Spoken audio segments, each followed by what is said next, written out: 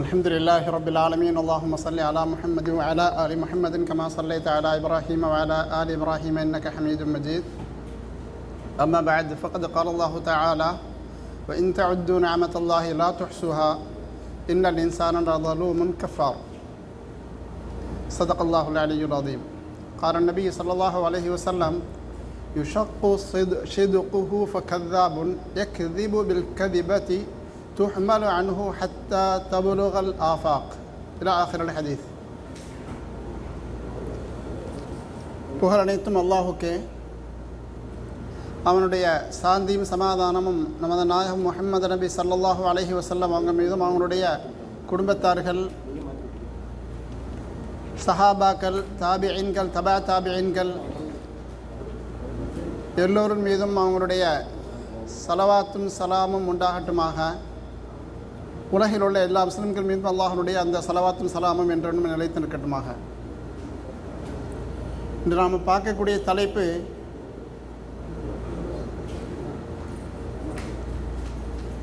ரீல்ஸுகளும் ரியாலிட்டியும். உங்கள் தலைப்பே சொல்லியிருக்கீங்க. அதான் ரீல்ஸுகளும் ரியாலிட்டியும், அதாவது இன்றைக்கி இருக்கக்கூடிய அந்த சோஷியல் மீடியாக்களில் வரக்கூடிய அந்த மாதிரி விஷயங்களை வச்சு நமக்கு என்னென்ன நன்மைகள், அதில் என்னென்ன தீமைகள் என்பது சம்மந்தமாக இன்ஷா அல்லாஹ் சில விஷயங்கள் நம்ம பேசலான்னு இருக்கிறோம். இந்த விஷயத்தில் என்னை விட மாணவர்களாக நீங்கள் ரொம்பவே தெளிவாக இருப்பீங்கன்னு நினைக்கிறேன். நான் உங்கள்கிட்ட இருந்தால் படிக்கணும். அந்தளவுக்கு மாஷா அல்லாஹ் உங்களுக்கு அதிகமான நாலேஜ் இது சம்மந்தமாக இருக்கும். எனக்கு தெரிஞ்ச சில விஷயங்களை இன்ஷா அல்லாஹ் உங்களோட நான் பகிர்ந்து கொள்ளலான்னு இருக்கிறேன். பழைய காலத்தில் இந்த ரீல் அப்படிங்கிற வார்த்தைகளை ரீல்ஸ்னு சொல்கிறோமா இல்லையா, அன்றைக்கி வரக்கூடியது நம்ம வாட்ஸ்அப்பு இந்த மாதிரி இன்ஸ்டாவில் வரக்கூடிய அந்த மாதிரி ஒவ்வொரு ரீல்ஸும் ஒவ்வொரு விஷயங்களும் பார்த்து தான் மக்கள் வந்துட்டு அன்றைக்கி அதை மாதிரி தானும் செய்யணும் அப்படிங்கிறதுக்காண்டி ஆசைப்பட்டு ஒவ்வொன்றையும் செயல்படுறாங்க. இந்த ரீல்ஸ் அப்படிங்கிற வார்த்தைக்கு வந்து தமிழ் புழக்கத்தில் வந்துட்டு ஒரு அர்த்தம் ஒன்றுங்க, தெரிஞ்சால் சொல்லுங்கண்ணங்க. ரீல் விடாத அப்படின்னு சொல்லுவாங்கண்ணே, என்னங்க அர்த்தம்? பேசும்போது ரொம்ப ரீல் விடாதப்பா அப்படிம்பாங்க, அதாவது அடிச்சு விட்றதுன்னு அர்த்தம், சரியா இல்லையா? அப்போ அந்த லெவலில் உள்ளது தான் இன்றைக்கி வரக்கூடிய அந்த ரீல்ஸுகள் எல்லாமே. அதனால் இதை பார்த்து நாம் இதை மாதிரி நம்ம ஆகணும்னு நினைக்கிறதுங்கிறது ஆக ஒரு பெரிய ஒரு இடையூறாக வந்து சேரும்னு பார்ப்போம். எனவே ரியாலிட்டிங்கிறது யதார்த்தம் என்னவோ நிஜ வாழ்க்கையாக இருக்க வேண்டிய நிழல் வாழ்க்கையாக நாம் இருப்பதுங்கிறது கூடாதுன்னு பார்ப்போம். இன்றைக்கி நம்ம பார்க்கக்கூடிய அந்த இன்ஸ்டாவாக இருக்கட்டும், வேறு என்னென்ன இருக்குதோ எல்லாத்துலேயும் வரக்கூடிய ரீல்கள் அத்தனையுமே அதில் வந்து கொஞ்சம் நல்லது இருக்கும், நிறைய அது கெட்டதாக தான் இருக்கும். இவைகள் எல்லாமே வர்றது வந்து இணையதளத்தின் மூலமாக தான் வருது. இணையதளம் நெட் அப்படிங்கிறது நல்லதா கெட்டதாங்க சொல்லுங்கள். ரெண்டு சைடும் பேசுவோம், ஒரு சைடை பேசுகிறோம், நீங்களும் ஷேர் பண்ணுங்கள். இணையதளம்ங்கிறது கரெக்டாக சொன்னீங்க. அல்லாஹ் சொல்லுவான் குரானில், யஸ்அலூனக அனில் ஹம்ரி வல் மைசிரி குல் ஃபீஹிமா இஸ்முன்.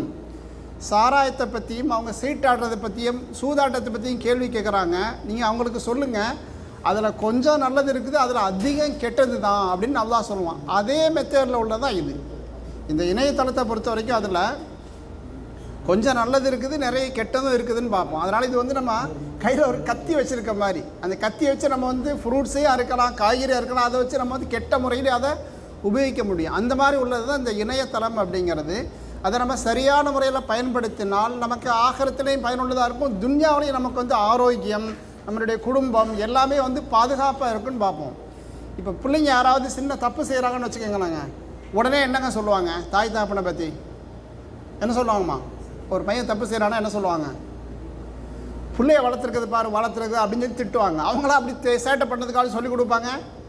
ஒரு பையன் சேட்டை பண்ணுறான், தப்பு பண்ணுறான்னா பார்க்குற ஆட்கள் என்ன சொல்லுவாங்க? இந்த பையன் மாதிரி என்ன மாதிரி சேட்டை பண்ணுறான், பிள்ளைய இப்படியே வளர்த்து வச்சுருக்காங்க என்பதாக தாய் தகப்பனுக்கு வந்துட்டு பேர் வரும், கெட்ட பேர்.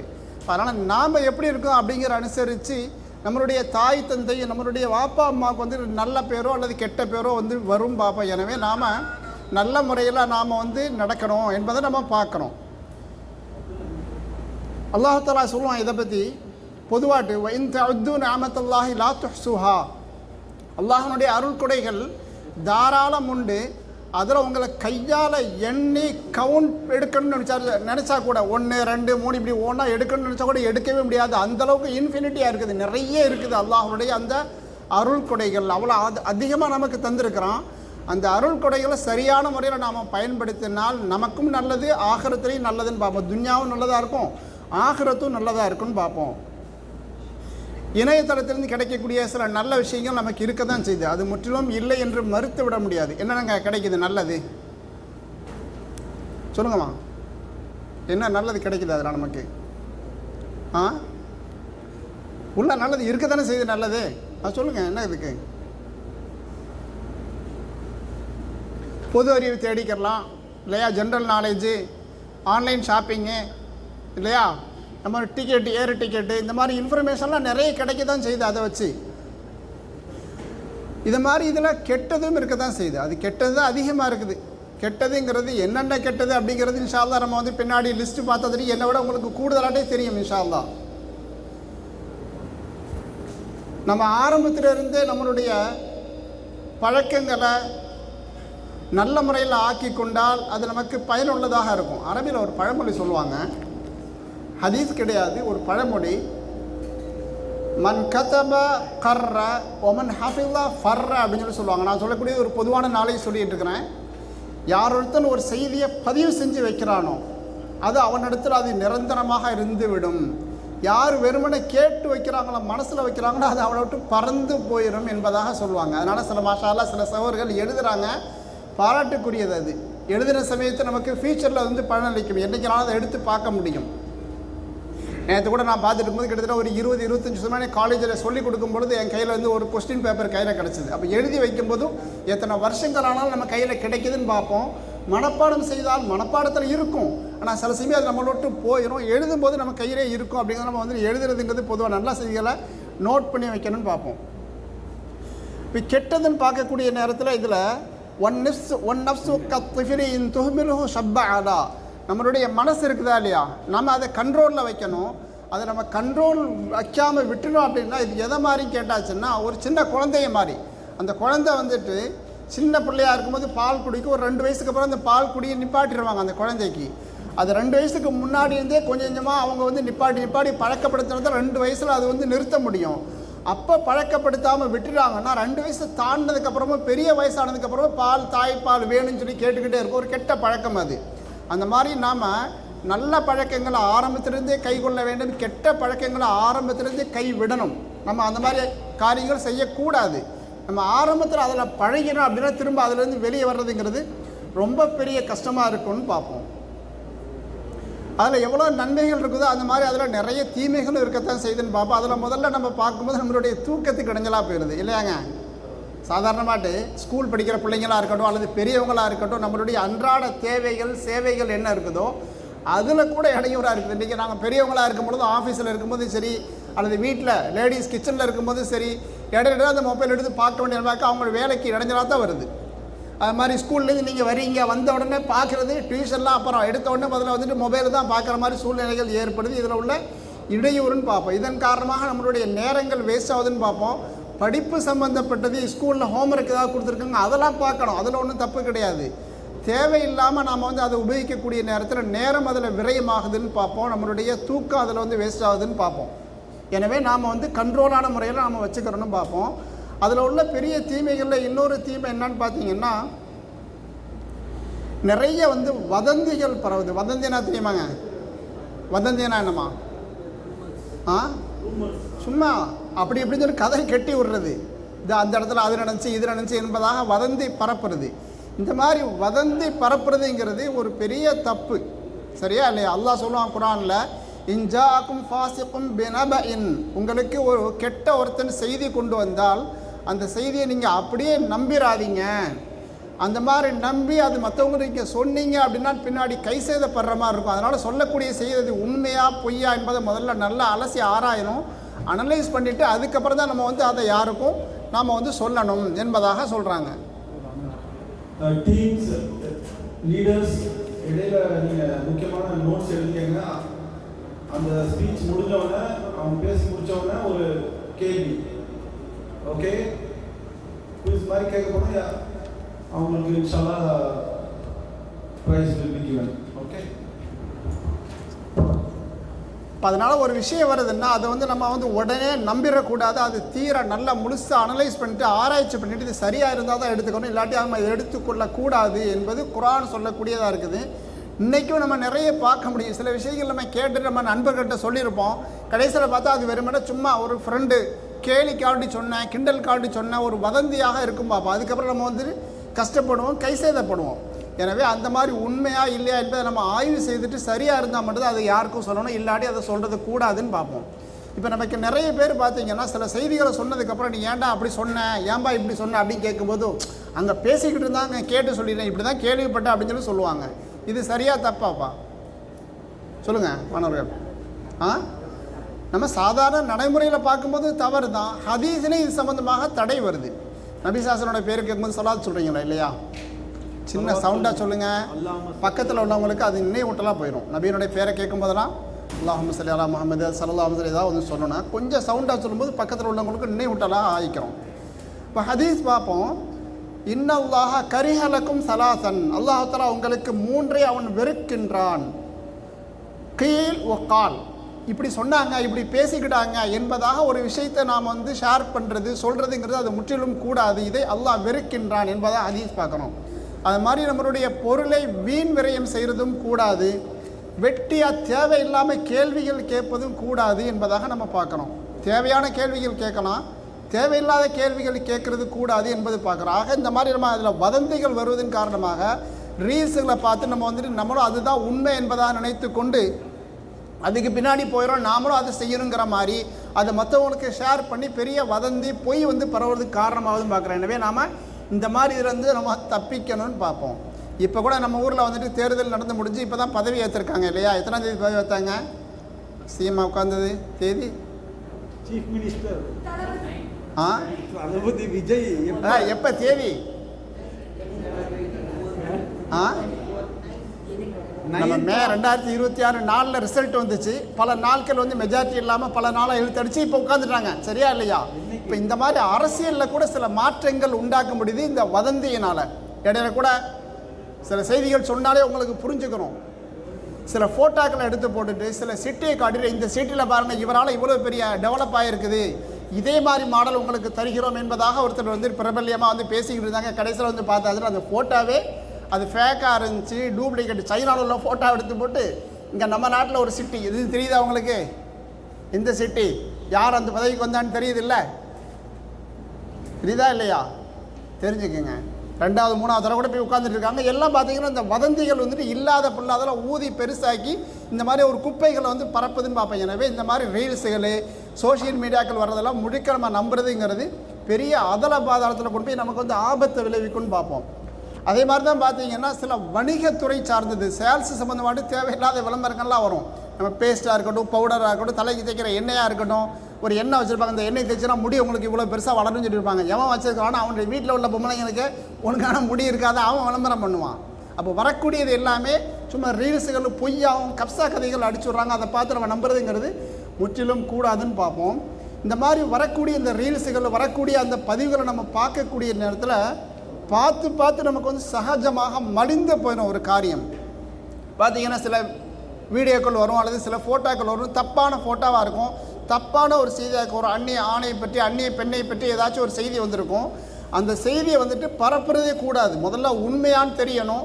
உண்மையாக தெரிஞ்சால் சம்மந்தப்பட்ட ஆள்கிட்ட போய் நம்ம சொல்லணும், நீங்கள் செய்கிறது தப்பு என்பதாக அவருக்கு சொல்லணும். யாருன்று தெரியாது அப்படின்னா நம்ம வந்து மௌனமாக கடந்து போயிடணும். அதை போய் 4 பேருக்கு பரப்புறதுங்கிற ஒரு ஆளுடைய பாவத்தை அவங்களுடைய தப்பை வந்து பகிரங்கப்படுத்தக்கூடிய ஒரு இதில் வந்து சேர்ந்துடும். குர்ஆனில் அல்லாஹ் சொல்லுவான், இன்னல்லதீன யுஹிப்பூன அன் தஷியல் ஃபாஹிஷத்து, யார் ஒரு கெட்ட காரியம் ஒரு ஆளை பற்றி உள்ள ஒரு செய்தி அது பரவணும், எல்லா இடத்துக்கும் கொண்டு போய் சேர்க்கணும் என்பதாக யார் விரும்புகிறார்களோ இவர்களுக்கு அல்லாஹ் உலகத்திலையும் தண்டனை ஆகிரத்திலையும் தண்டனை என்பதாக சொல்கிறான். எனவே ஒருத்தவங்களை பற்றி ஏதாச்சும் ஒரு தப்பு செஞ்சுருக்காங்க என்பதாக செய்தி வரும்னா நேரடியாக அவங்களுக்கு அட்வைஸ் பண்ணணும். அல்லது யார்கிட்ட சொன்னாலும் அட்வைஸ் கிடைக்குமோ, அதாவது அவங்களுடைய வாப்பா அம்மா அல்லது அவங்களுடைய டீச்சரை சொல்லணும், இந்த மாதிரி இந்த பையன் இந்த பொண்ணு தப்பு பண்ணது சொல்லாமே தவிர மற்றபடி ஃபோட்டோ எடுத்து வீடியோ எடுத்து எல்லா இடத்துக்கும் ஷேர் பண்ணுறது அப்படிங்கிறது நாளைக்கு நம்மளுடைய தீன் பாதிக்கப்படும். நமக்கே அல்லாஹ் உலகத்தில் அதே மாதிரி தண்டனையை நமக்கும் கொடுத்துருவான் இந்த மாதிரி. அதனால் இந்த மாதிரி வரக்கூடியதை நம்ம வந்து பரப்புறது அப்படிங்கிறது கூடாதுன்னு பார்ப்போம். 2வது பார்த்தீங்கன்னா இன்றைக்கி பார்க்குறதுல அதிகமான ரீல்ஸுகள் போடுறதுக்காக வேண்டி தனக்கு வந்து வியூவர்ஸ் கிடைக்கணும், தனக்கு வந்து அந்த ஷோ அதிகமாக வரணுங்கிறதுக்காக வேண்டி இன்ஸ்டாவாக இருக்கட்டும் அல்லது ஃபேஸ்புக் என்னவாக இருக்கட்டும் அதில் பார்த்தீங்கன்னா கண்டதெல்லாம் மக்கள் ஷேர் பண்ணுறதை பார்ப்போம். அதில் வந்து சில சமயங்களில் தன்னுடைய குடும்பத்தில் உள்ளவங்களையே வந்துக்கிட்டு ஃபோட்டோ எடுத்து வீடியோ எடுத்து போடக்கூடிய செயல்கள்லாம் பார்க்குறோம். அது வந்து ஒரு கணவன் தன்னுடைய மனைவியை, அல்லது ஒரு அண்ணன் தம்பி தன்னுடைய அக்கா தங்கச்சியை, அல்லது இந்த மாதிரி ஒரு மோசமான ஒன்றை அவங்க செய்கிறாங்கன்னு பார்ப்போம். இந்த மாதிரி செய்யக்கூடிய நேரத்தில் யார் அதனை பார்த்து கொண்டிருக்கிறாங்களோ, ஒரு அண்ணன் தம்பி செய்கிறான், அதை வந்து அத்தா பார்த்துக்கிட்டு இருக்கிறாங்க, அல்லது ஒரு தங்கச்சியோ அக்காவை செய்த ஒரு அண்ணன் தம்பி பார்த்துக்கிட்டு இருக்கிறான், அல்லது ஒரு கணவன் பார்த்துக்கிட்டா, இவர்கள்லாம் மிகப்பெரும் தண்டனைக்குரியவங்க துன்யாவிலையும் ஆகிரத்திலையும் பார்ப்போம். ஹதீஸில் பார்ப்போம், இன்னும் சலாசத்துன் லா யன்துருல்லாஹு இலைஹி, 3 பேர்கள் அல்லாஹ் நாளைக்கு ஆகிரத்தில் ரஹமத்துடைய கண் கொண்டு பார்க்கவே மாட்டான். இன்றைக்கி நம்ம ஒரு கிளாஸில் உட்காந்துருக்கோங்க, ஒரு பாடத்தில் உட்காந்துக்கிட்டு இருக்கிறோம். அந்த பாடத்தில் அந்த டீச்சரு நம்ம கூட அன்பாக பாடம் நடத்துனா ஈஸியாக நம்ம வந்து புரிஞ்சுக்கணும். நம்மளை வந்து ஒரு கோபத்தோடு நம்மகிட்ட பார்த்துட்டு இருந்தாங்க அப்படின்னா அவங்கள்ட்ட போய் ஏதாவது சந்தேகம் கேட்க முடியுமா? அவங்க சொல்கிற பாடம் நமக்கு புரியுமா? நமக்கு ஏதாவது ஒன்று கிடைக்குமா? அவங்கள்ட்ட இருந்து திரும்ப நம்மளை தப்பு கண்டுபிடிச்சி நம்மளை தண்டிக்கிறதுக்கு நேராக பிரின்சிபால்கிட்ட கொண்டு போய் ரிப்போர்ட் பண்ண தான் பார்த்துக்கிட்டு இருப்பாங்க. ஆனால் நம்ம மேலே அவங்க அன்பாக இருக்கிறாங்கன்னா நம்ம செய்யக்கூடிய தவிர திருத்தி தருவாங்க, நம்மளை சாரின்னு மன்னிச்சு விட்ருவாங்க, அட்வைஸ் பண்ணுவாங்க. அப்படி தானே?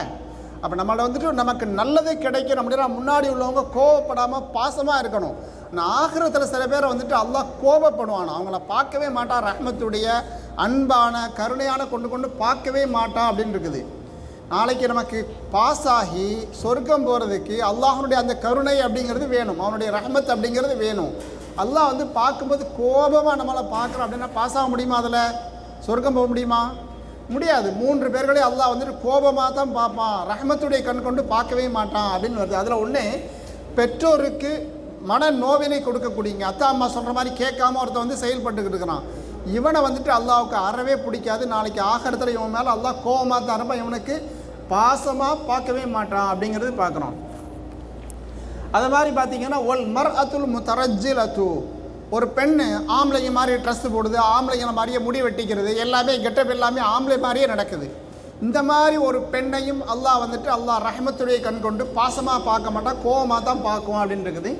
அடுத்தது தான் நம்ம பேசக்கூடிய சப்ஜெக்டு ஒத் தையூசு, குடும்பத்தார்கள் ஒரு கெட்டது செய்யக்கூடிய நேரத்தில் தீன் அதை கூடாதுன்னு சொல்லுது, உலகத்துலேயும் மக்கள் அதை கூடாதுன்னு சொல்லுவாங்க. அந்த மாதிரி ஒரு செயலை தான் புள்ள செய்து அத்தா பார்த்துக்கிட்டு இருக்கிறாரு, தான் தங்கச்சி செய்து அக்கா செய்து அதை வந்து அண்ணன் தம்பி பார்த்துக்கிட்டு இருக்கிறான், அல்லது ஒரு மகன் செய்கிறான், தப்பான ஃபோட்டோக்களை தப்பான விஷயங்கள் செய்கிறான், இதை வந்து ஒரு அத்தா அம்மா பார்த்துட்டு இருக்கிறாங்கன்னா இவர்களையும் அல்லாஹ் வந்துட்டு ரஹ்மத்துடைய கண் பார்க்கவே மாட்டான். அந்த தப்பு செய்கிறாலும் தண்டனைக்குரியவங்க, அதை யார் மௌனமாக பார்த்துக்கிட்டு இருக்கிறாங்களோ அதனுடைய அந்த பேரண்ட்ஸு அவங்களையும் அல்லாஹ் ரஹ்மத்துடைய கொண்டு பார்க்க மாட்டான். இத்தகைய ரீல்ஸ் தான் இன்றைக்கி வந்துக்கிட்டு இருக்குது.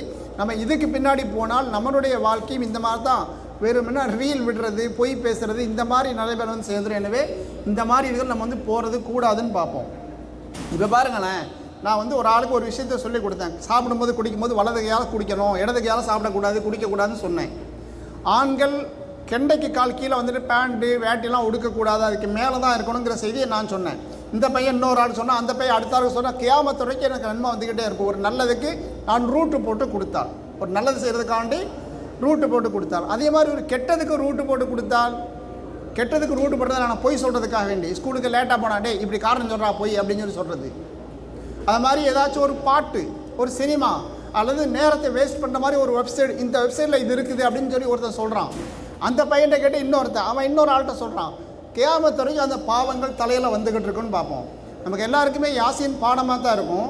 அதில் இன்னா நஹ்னு நுஹ்யில் மௌத்தா வனக்துபு மா கத்தமு, அல்லாஹ் சொல்கிறான், ஒரு மனுஷன் செய்யக்கூடிய அந்த செயலையும் நாங்கள் எழுதி தான் வைக்கிறோம்.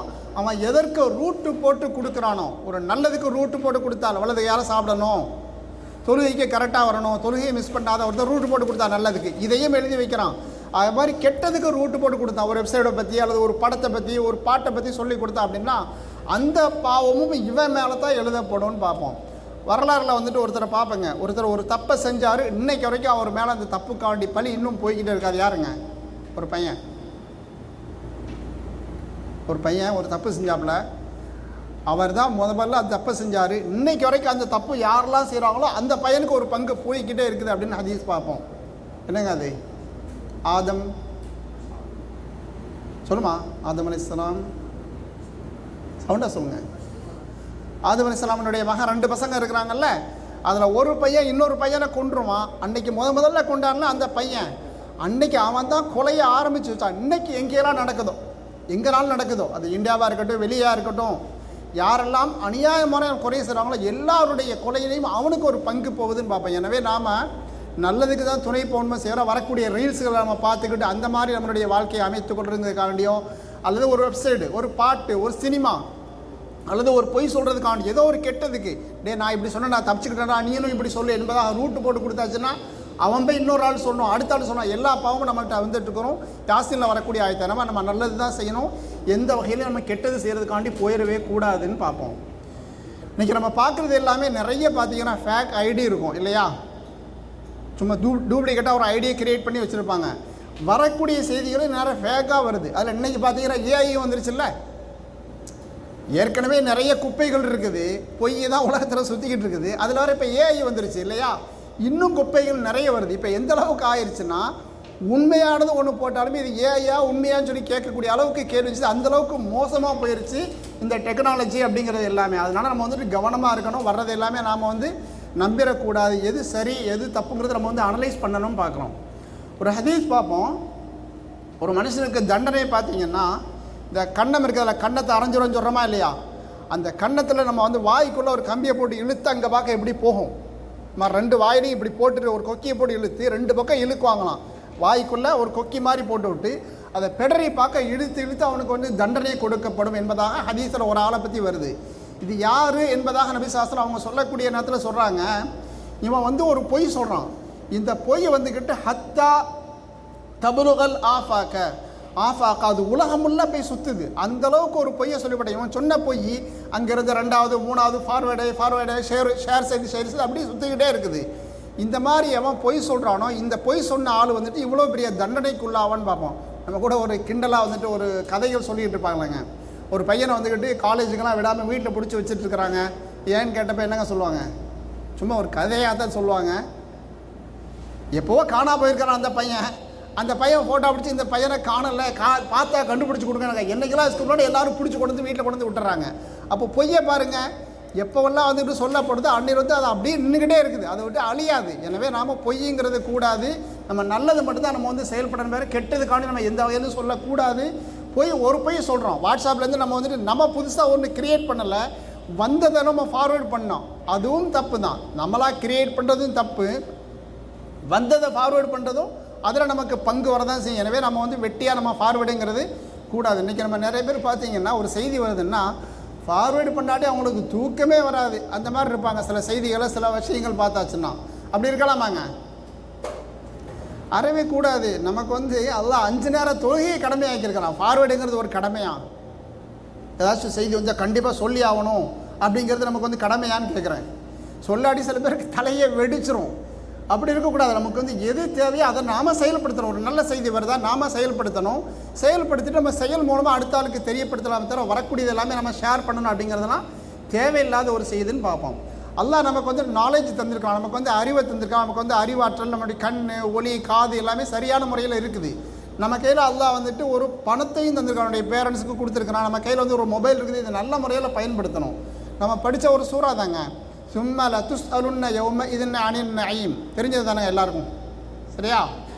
சும்மா லத்துஸ் அலுன்ன யௌம இதுன் அணின் நயீம் அல்ஹாக்கு அப்படிங்கிற சூறாவில் வருது இல்லையா? அல்லாஹ் சொல்கிறான், உங்களிடத்தில் கொடுக்கப்பட்ட ஒவ்வொரு செய்தியை பற்றி உங்கள்கிட்ட கேள்வி கேட்கப்படும், நீ அதை எப்படி செயல்படுத்தினா என்பதாக. இப்போ நம்மள்கிட்ட வந்துட்டு அல்லாஹ் அறிவை தந்துருக்கணும், அதை நல்லதுக்கு பயன்படுத்தணும். கண்ணு அல்லாஹுக்கு பிடிச்சதை பார்க்குறதுக்காண்டி பயன்படுத்தணும். காது அல்லாஹ் ரசூலுக்கு பிடிச்சதை வந்து கேட்குறதுக்காண்டி நம்ம பயன்படுத்தணும். தவிர வெட்டியான முறையில், வீணாக்கக்கூடிய முறையில் அல்லது பாவங்களில் செலவழிக்கிறதுங்கிறது முற்றிலும் நாம் தவிர்த்து கொள்ளணும்னு பார்ப்போம். இப்படி கேட்கப்படும். இப்படி கேட்கப்பட்டு நம்ம சரியான முறையில் பதில் சொன்னால் தான் அங்கேருந்து தப்பிக்க முடியும். அந்த அதி சொல்லுங்களேங்க, ஆகரத்தில் சில கேள்விகள் கேட்டு பதில் சொன்னால் தான் இடத்த விட்டு அசைய முடியும் அப்படிங்கிறது சொல்லுங்கள். சொல்லுங்கள், ஏதோ ஒரு பாயிண்ட் சொன்னால் போதும். 4 பாயிண்ட் இருக்கும், அதில் 1 4 பாயிண்ட். அந்த 4க்கு பதில் சொன்னால் தான் அவங்களால வந்துட்டு தப்பிக்கவே முடியும் அப்படிங்கிற மாதிரி 4 விஷயங்கள் ஆகரத்தில் 4 கொஸ்டின். சொல்லுங்கள்.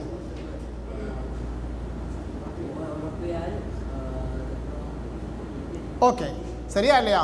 ஹதீஸில் வரும் லா தஸூலு கதமா ஆபிதின், ஒரு மனுஷனுடைய கால்கள் அசையவே செய்யாது. அந்த இடத்துல அப்படியே ஆணி வச்சு அரைஞ்ச மாதிரி இருந்துகிட்டு இருக்கும். அவரிடத்துல சில கேள்விகள் கேட்குற வரைக்கும் உன்னுடைய வாழ்க்கையை வந்துட்டு உன்னுடைய இளமையை நீ எப்படி செலவழித்தாய், உனக்கு கொடுத்த அறிவை நீ எப்படி செலவழித்தாய், நீ எப்படி சம்பாதிச்ச, எப்படி செலவழித்தாய் என்ற செய்தியெல்லாம் கேள்வி கேட்கப்படும். பட் நம்மள்ட்ட இருக்கக்கூடிய இந்த நாலேஜ், நம்மள்ட்ட இருக்கக்கூடிய இந்த அறிவு நம்ம எதுக்கு உபயோகித்தோம் என்பது கேள்வியாக நிற்கும். எனவே நாம் சரியான முறையில் அதை பயன்படுத்தணும்னு பார்ப்போம். நாம் வந்துட்டு சில குடும்பத்தில் நடக்கக்கூடிய சின்ன சின்ன விஷயங்களை வந்துட்டு சில பேர்கள் ஸ்டேட்டஸில் வைப்பாங்க, டிபியாக வைப்பாங்க. இதெல்லாம் வந்துட்டு தேவையற்ற ஒரு செயல். நம்ம எது தேவையோ முதல்ல ஃபோட்டோ உருவம் உள்ளதை எடுக்கிறதே கூடாதுன்னு இருக்குது. அதனால் தேவையானது மட்டும் தான் எடுக்கணும், உருவம் உள்ளதை எடுக்கக்கூடாதுன்னு இருக்குது. தப்பு செய்கிறோமா அந்த தப்பை வந்து குறைச்சிக்கணும், ஃபுல்லாக விடணும், கொஞ்சம் கொஞ்சமாக குறைக்க ஆரம்பிக்கணும்னு பார்ப்போம். நம்ம இந்த மாதிரி ரீல்களை பார்த்து கப்ஸாவை பார்த்து நம்ம வந்து ரியலாக உள்ளது நம்மளை விட்டு மறந்து போயிடுச்சுங்க. நிறைய வந்துட்டு ஸ்பைடர்மேனு அந்த மாதிரி பப்ஜி இந்த மாதிரிலாம் பார்த்துட்டு அதில் பெரிய பெரிய வீரர்கள்லாம் நம்ம பார்த்துருப்போம். இப்படி பார்த்ததுனால ரியல் ஹீரோக்கள் நமக்கு தெரியாமல் போயிட்டாங்க. ஒரு சஹாபி உசாமத் இப்னு ஸைத் அப்படிங்கிற ஒரு சஹாபி, அவர் ஒரு அடிமையான ஒருத்தர், நபி ஸல்லல்லாஹு வளர்ப்பு மகனாக இருக்கிறாங்க. இவர் வெறும் 18 வயசாக இருக்கும் பொழுது ஒரு போருக்கு தளபதியாக போகிறாங்கன்னு பார்ப்போம். எவ்வளோ பெரிய வீரர்னு பாருங்களேன். 18 வயசில் ஒரு தளபதியாக போகிறான்னு பார்ப்போம். ஸைத் இப்னு சாபித் என்பதாக ஒரு சஹாபி வெறும் 15 நாளில் ஒரு லாங்குவேஜை படிக்கிறாங்க. சூரியானி பாஷை அப்படிங்கிற அந்த பாஷையை அவங்க படித்து முடிக்கிறாங்கன்னு பார்ப்போம். இதெல்லாம் ரியல் ஹீரோக்கள். ரியலில் வர்றது எல்லாமே கப்சா கதைகள். அதை வச்சு அரசியல்லையும் நிறைய நம்மளுடைய வாழ்க்கையிலும் நிறைய குழப்பங்கள் உண்டாகுது. இதெல்லாம் ரியல் ஹீரோக்கள். நம்மளாம் இதெல்லாம் மறந்துடுறோன்னு பார்ப்போம். பத்ரில் அபூஜஹலை கொன்றாங்க 2 சின்ன பசங்க. அந்த பசங்களுடைய பேர் முஆத் ஒரு பையன், இன்னொரு பையனுக்கு பேர் முஅவ்விர். அப்போ 2 சின்ன பசங்க, எவ்வளோ பெரிய ஹீரோன்னு பாருங்கள். அபூஜஹலுங்கிற பெரிய ரவுடி, அவனை வந்துட்டு 2 சின்ன பசங்க கொள்றாங்க. அது ரியல் ஹீரோக்கள். இதில் நமக்கு வந்து தெரியறதில்ல. அவங்கள பற்றி படிக்க நேரம் நம்ம ஃபுல்லாகவே நம்ம வந்துட்டு வெறும் இந்த சோஷியல் மீடியாக்கள் நம்ம வந்து கொடுத்துக்கிட்டு இருக்கிறோம். முஸஅப் இப்னு உமைர் ரலியல்லாஹு தஆலா அப்படிங்கிற சஹாபி பற்றி என்னங்க ஹின்ஸ் தெரியும்? முஸஅப் இப்னு உமைர் பெரிய பணக்கார சஹாபி, இளைய வயசு, சின்ன வயசுலேயே வந்து ஒரு நாட்டுக்கு ஒரு தூதுவராக போகிறார், அம்பாசிடராக போகிறாரு. எங்கே போகிறாருங்க அவர்? முஸஅப் இப்னு உமைர் எந்த நாட்டுக்கு போகிறாரு? மதீனாவுக்கு. மக்கா எல்லாம் அப்போ சின்ன சின்ன நாடாக தானே இருந்துச்சு. மக்காவில் இருக்கிறாங்க, கொஞ்சம் பேர் முஸ்லீம் ஆனாங்க. மதீனாவுக்கு எங்களுக்கு வந்துட்டு ஆள் வேணும்னு கேட்குறாங்க. இஸ்லாத்தை சொல்கிறதுக்காக வேண்டிய அந்த அவர் தூதுவராக முதல்ல போனாருன்னு பார்ப்போம். அவர் போய்ட்டு ஒரே வருஷத்தில் ஏகப்பட்ட ஆட்களை முஸ்லீம் ஆக்கிட்டாருன்னு பார்ப்போம். ஒரு சின்னது ஒரு மனிதர், உங்களை மாதிரி ஒரு மாணவராக இருந்தவர் இவ்வளோ பெரிய ஹீரோவாக இருக்கிறாரு. அந்த ரியல் ஹீரோக்களை நம்ம வந்து மறந்துடுறோன்னு பார்ப்போம். எனவே நம்மளுடைய நேரங்கள் வந்துட்டு தனிமையில் இருக்கக்கூடிய நேரத்தில், கிடைக்கக்கூடிய நேரத்தில் நம்ம வெட்டியாக வந்து செலவழிக்கிறதுக்கு கூடாது. பயனுள்ள விஷயத்தில் செலவழிக்கணும். பயனுள்ளதுன்னு சொன்னால் ஒன்று துன்யாவுக்கு பயனாக இருக்கணும். நம்ம வந்து நீச்சல் படிக்கிறோம், கராத்தே, ரன்னிங் ரேஸு, இதெல்லாம் நம்ம உடலுக்கு ஆரோக்கியம் தரக்கூடியது. அந்த மாதிரி உலகத்துக்கு பயனுள்ளதாக இருக்கணும். வெறுமனே வெட்டியாட்டு நேரத்தை போக்குறதுங்கிறது கூடாதுன்னு பார்ப்போம். நம்ம வந்து தனியாக இருக்கக்கூடிய நேரத்தில் சில சமயங்களில் ஹோம்ஒர்க் செய்கிறதுக்காண்டி கையில் வந்து நம்ம ஃபோனை தருவாங்க அத்தா அம்மா. அந்த நேரத்தில் கேம் விளையாடிக்கிட்டு இருப்போம் அல்லது வேறு ஏதாவது பார்த்துருப்போம். அவங்க வரும்போது டக்குன்னு ஹோம்ஒர்க்காண்டி மொபைலை மாற்றுவோம். இது வந்து யாருமே பார்க்கல அப்படிங்கிற மாதிரி நம்மளுடைய ஒரு தோரணை. ஆனால் அல்லாஹ் சொல்கிறனா அலம் யஅலம் பி அன்னல்லாஹ யரா. எங்கே வருதுங்க அந்த ஆயத்து? அலம் யஅலம் பி அன்னல்லாஹ யரா.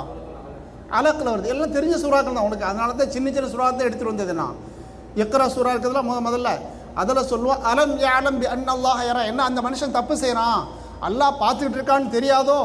மனுஷனுடைய கண்ணை தானே மூட முடியும், அல்லாஹ்வுடைய கண்ணை எப்படி மூட முடியும்? நம்ம ஊரில் பழமொழி சொல்லுவாங்க, பூனை கண்ணை மூடனா உலகமே இருட்டுன்னு நினைக்குமா? அந்த மாதிரி நாம் ரூமை பூட்டிக்கிட்டு அத்தாமா வரும்போது மட்டும் நேராக ஹோம்ஒர்க் மாதிரி எடுத்துக்கிட்டு மற்ற இடத்துல வெட்டியாக பார்த்துக்கிட்டு இருக்கிறோம், தேவையில்லாமல் பார்க்குறோம் அப்படின்னா அலம் யஅலம் பி அன்னல்லாஹ யரா. இந்த வார்த்தையை ஒரு சின்ன வார்த்தை இதை படித்து வச்சுக்கோங்க. ஏன்னா நம்மளுக்கு நாமளே சொல்லிக்கணும். அலம் யஅலம் பி அன்னல்லாஹ யரா. அல்லாஹ் பார்க்குறாங்கிறது தெரியாத ஏன் இந்த மாதிரி தப்பு செஞ்சுக்கிற அப்படின்னு சொல்லிட்டு நம்மளை நாமளே கேட்டுக்கொள்ளணும்னு பார்ப்போம். நாம் வந்து எல்லாருமே இன்றைக்கி பார்த்தீங்கன்னா மொபைலில் வந்துக்கிட்டு எல்லாமே ஸ்வைப் பண்ணிட்டு தான் இருக்கும், விரலை வச்சுக்கிட்டு இல்லையா? காமெடியாக சொல்லுவாங்க, நாளைக்கு பிறக்கக்கூடிய குழந்தைகளுக்கு பார்த்தீங்கன்னா இந்த ஒரு விரலை மட்டும் கட்டையாக போயிருக்கும் அப்படின்னு சொல்லி சொல்லுவாங்க, தேய்ச்சி சின்னதாக போயிருக்கும் அப்படின்னு சொல்லி சொல்லுவாங்க ஒரு காமெடியாட்ட. அந்தளவுக்கு நம்மளுடைய கை விரல்கள் தேய்ச்சிட்டு இருக்கிறோம். படுக்கும்போது அதில் தான் படுக்கிறோம், காலையில் எந்திக்கும் போது முதல்ல அதை தான் வந்து தடவி கொண்டு நாம் எந்திக்கிறோம் பார்ப்போம். குரானில் பார்ப்போம். நம்ம யாசின் அல்யோம நஹ்திமு அலா அஃப்வாஹிஹிம். நாளைக்கு ஆகிரத்தில் வந்து உங்களிடத்துல ஒவ்வொன்றும் கேள்வி கேட்கப்படும். என்னென்ன செஞ்சீங்க செய்யலைன்னு சொல்லி கேள்வி கேட்கக்கூடிய இடத்துல வாய்க்கு பூட்டு போட்டோன்னு அல்லாஹ்தால. காரணம் வாயிரத்தில் பொய் சொல்லிக்கிட்டே இருந்தோம். அதனால் நாளைக்கு நீங்கள் பொய் சொல்லுவீங்க, நம்ம பொய் சொல்லிடக்கூடாதுங்கிறதுக்காண்டி எல்லாம் வாய்க்கு பூட்டை போட்டுக்கிட்டு கை பேசுமா. என்னென்னா வந்துட்டு யாருக்கு சதக்கா செஞ்சோம், யாருக்கு உதவி செஞ்சோம் அப்படிங்கிறது, யாரை போய் வீணாக தேவையில்லாமல் அடித்தோம், நம்ம வந்து ஸ்வைப் பண்ணுது என்னென்னா நம்ம வந்துட்டு செஞ்சுக்கிட்டு இருந்த என்ற விஷயங்கள்லாம் கை பேசும் கால் சாட்சியாக இருக்குன்னு இருக்குது. எனவே நாம் நமக்கு சாட்சியாக நம்ம கூடயே மலக்குமார்கள் இருக்கிறாங்க, நம்மளுடைய கையும் சாட்சி சொல்லுது. எனவே இந்த ரீல்ஸுகளை பார்த்து நாம் ஏமாந்து விடாமல் ரியாலிட்டியாக இருக்கக்கூடிய அந்த மாதிரி ஹீரோக்கள், சஹாபாக்கள், இமாம்கள், அவங்கள வந்து நம்ம பார்த்து அதை மாதிரி நம்மளுடைய வாழ்க்கையை அமைத்துக் கொள்றதுக்காண்டி பார்க்கணும். அல்லாஹ்விடத்தில் துவா செஞ்சுக்கிட்டு இருக்கணும், யா அல்லாஹ் எங்களுக்கு நல்ல நண்பர்களை தா என்பதாக. காரணம் நாம் நல்லவங்களை தான், நம்மளை கெடுக்கிறது வந்து நம்மளுடைய நண்பர்கள் மூலமாக சில பேர் கெட்டு போகிறதுக்கு வாய்ப்பு இருக்குது. அதனால் யா அல்லாஹ் எனக்கு நல்ல நண்பர்களை தா என்பதாக நாம் துவா செய்யணும். தீ இருக்குது இல்லைங்க, தீ கங்கு அடுப்பு எரிக்கிறதுக்காண்டி உள்ளது, பக்கத்தில் சாம்பல் இருக்குது, ரெண்டையும் ஒன்றா சேர்த்தா தீ சாம்பல் ஆகுமா, சாம்பல் தீயாக மாறுமா? தீ அப்படிங்கிறது ஃபயர் இல்லையா, பக்கத்தில் சாம்பல் பவுடர் எரிஞ்சு போன பவுடர் உட்காந்துருக்கும், ரெண்டையும் ஒன்றா சேர்த்தாச்சும் தீ அணைஞ்சு போயிடும். அதே மாதிரி நாம் கொஞ்சம் ஈமான் இருக்குது, தொழுகை இருக்குது, நம்மகிட்ட இந்த மாதிரி அமல்கள் இருக்குது. நம்ம கெட்ட நண்பர்கள் நேரடியாக மட்டும் கிடையாது, வாட்ஸ்அப்பு, ஃபேஸ்புக் இந்த மாதிரி சோஷியல் மீடியாக்கள்லையும் நண்பர்கள், கெட்ட நண்பர்கள் வரானா நம்மள்ட்ட இருக்கக்கூடிய அந்த ஈமான் ஜோதி, அந்த ஒரு நல்ல தன்மைகள் நம்மள்ட்ட இருந்து ஒளி எழுந்து நம்மளும் கெட்டு போகிறதுக்கு வாய்ப்பு இருக்குது. அதனால் நல்ல நண்பர்கள் தான் நம்ம கூட இருக்கணும்னு பார்ப்போம். அல்லாஹ் சொல்லுவோம், யா அய்யுஹல்லதீன ஆமனு தக்குல்லாஹ வகூனு மஅஸ்ஸாதிகீன், ஈமான் கொண்டவர்களே அல்லாஹ்வை பயந்து நடந்துக்குங்க, நல்லவர்களோடு நீங்கள் இருங்க என்பதாக சொல்லுவாங்க. நல்லவங்க அப்படின்னா இது இணையதளமும் இதில் வரதான் செய்யும். எனவே யார் வந்து தொழுகை இபாதத்தில் இருக்கிறாங்களோ அந்த மாதிரி ஆட்கள் தான் நம்ம நட்பில் இருக்கணுமே தவிர, தேவையில்லாமல் வராலாம் நம்ம நட்பு என்பதாக ஆடி செய்து கொண்டே போயாச்சுன்னா அவங்கள்ட்ட உள்ள கெட்ட பழக்கங்கள் நமக்கும் வர்றதுக்கு வாய்ப்பு இருக்குது. எனவே நாம் இந்த ரீல்ஸுகளை பார்த்துக்கிட்டு நம்மளும் ரீல் விடுறதுக்காண்டி போயிடாமல் ரியாலிட்டி உண்மை என்னவோ அந்த மாதிரி நம்ம வந்து படித்து அதன் பிறகு நம்மளுடைய வாழ்க்கையை அமைத்து கொள்ள வேண்டும். அல்லாஹ் நம்மையும் நம்மளுடைய குடும்பத்தாரையும் எல்லா நன்மைகளும் செய்யக்கூடிய பாக்கியத்தையும் நாம் செய்யக்கூடிய அந்த நன்மைகளை அல்லாஹ் கபூலாக்கி வைப்பானாக. வஆகிரு தஅவானா அல்ஹம்துலில்லாஹி ரப்பில் ஆலமீன்.